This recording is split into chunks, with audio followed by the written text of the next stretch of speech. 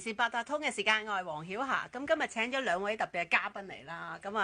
介紹咗監製先啦。山莊日記嘅監製，亦都係講故仔嘅創辦人啦，Wallace 嘅。係，大家好，大家好。咁亦都另一位咧就係鄰舍輔導會嘅慈善機構嘅總幹事嘅，係啦。係，大家好。咁今日講咩話題咧？我哋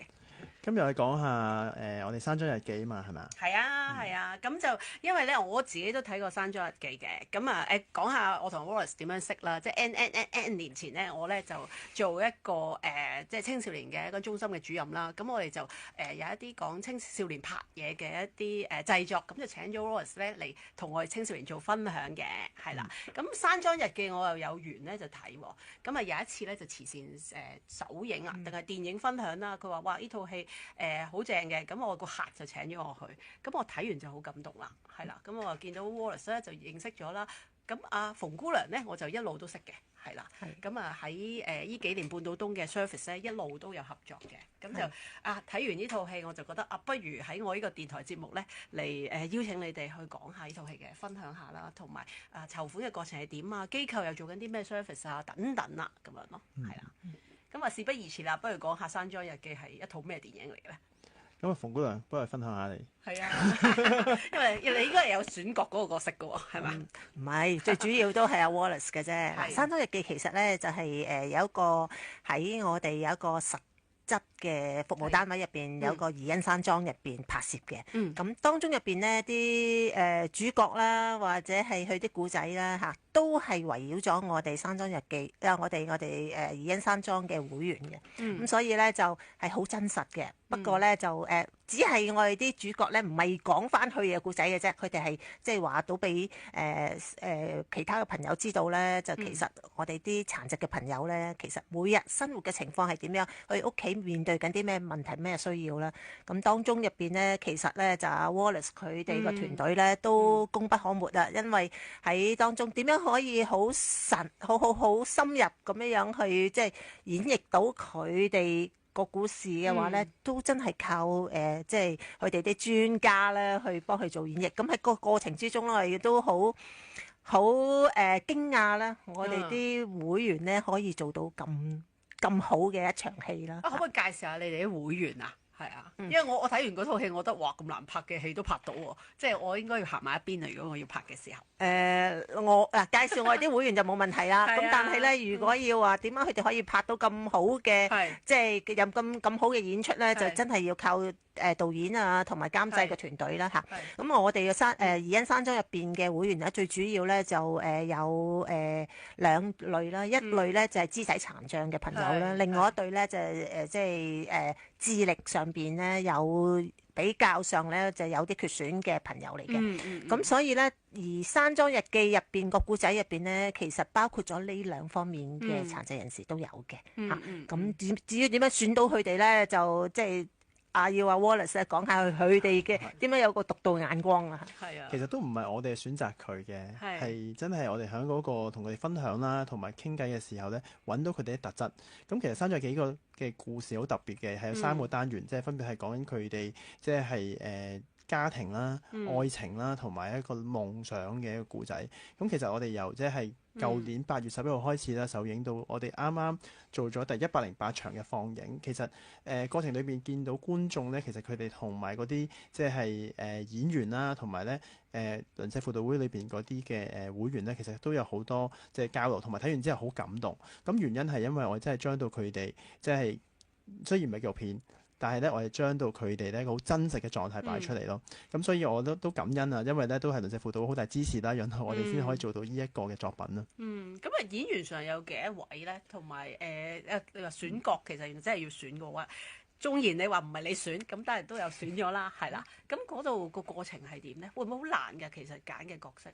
其實我哋一開始嘅時候同鄰舍輔導合作咧係即係起源係因為嗰陣時咧一個疫情啊，因為咧我哋嗰陣當時佢哋咧有個舞台劇，咁已經有一啲角色出現咗㗎啦。咁我哋咧就喺嗰啲角色裏邊咧再去 develop 而家山莊日記呢個故事嘅。咁所以咧其實我哋而家三個古仔裏邊咧，其實佢哋係主角啦，亦都係咧佢哋生活嘅一啲點滴，即係包括咧阿啟峰咧，如果大家有睇過山莊日記或者將會睇嘅時候咧，阿啟峰其實本身佢真係好中意玩巴士，咁我就將玩巴士呢樣嘢擺翻落去裏邊。阿朱家權咧，即係佢咧就係有曾經相睇嘅經驗，所以咧我哋亦都安排咗一場咧做相睇。咁其實個過程裏邊咧，我哋係按住佢哋嘅能力啦同埋經驗咧，去即係將嗰個劇本編寫，以至佢哋能夠可以做到當中嘅角色咯。咁所以 casting 嘅過程裏面，除咗係揾個角色之外咧，更加重要係揾到佢哋特質，將啲特質咧擺喺我哋劇本裏邊。咁以至咧《山莊日記》咧就成為咗一個咧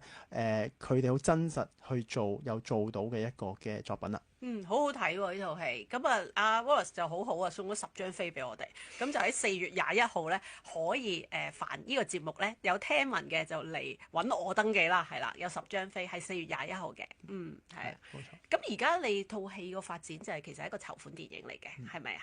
其實我哋同鄰舍輔導合作嘅時候咧，其實製作過程咧，好多人都話同埋一啲智障人士啊或者殘疾人士拍戲咧係咪好難啊？其實咧我哋成個拍攝期咧都係14日嘅啫，即係我哋拍嘅時間唔係好長，但係咧我哋後製啦同埋咧最後諗發行嘅時候個時間就好長啦。即係我哋咧由2019年開始去做呢個製作啦，我哋2020年已經基本上係完成，咁到2024年先發行咧，其實個過程裏邊咧都係第一，即係大家都知道香港嘅戲院啊電影業咧都係好低微啦，咁另外就係我哋要諗下點樣可以用一個 NGO 嘅即係合作伙伴嘅方法咧去做發行，咁所以最終咧我哋咧就好希望咧藉着呢個電影能夠可以達至社會目的，所以咧就做咗一個慈善嘅放映，就為著鄰舍輔導會咧籌募一個智障人士牙科中心。咁呢個嘅合作咧係好特別嘅，即係咧如果用一般嘅電影商業模式咧，可能咧我哋咧嗰個上映期係有限制啦，即係可能上畫你一發覺個票房唔掂，你就可能要落畫。但係而家咧我哋咧過咗半年咧，我哋依然喺戲院裏邊咧，我哋每個月大概有10個